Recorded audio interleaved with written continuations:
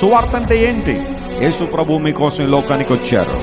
ఆయన మీకోసం శిలువలో మరణించారు. 3వ రోజున మరణాన్ని జయించి తిరిగి లేచారు.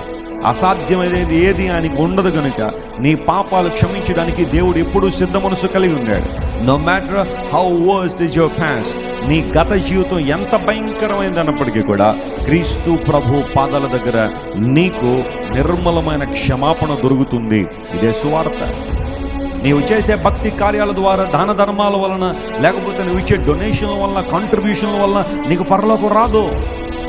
నీ పాపాలు క్షమించబడినప్పుడు, క్రీస్తు రక్తము ద్వారా కడగబడినప్పుడు, విశ్వాసంలో బలపడినప్పుడు మాత్రమే క్రీస్తు రాజ్యంలోనూ ఉంటావని, పరలోక రాజ్యాన్ని స్వతంత్రించుకుంటావని ఆ చిన్న సువార్త ప్రజల హృదయాల్లో నాటడమే మన బాధ్యత, మన పని.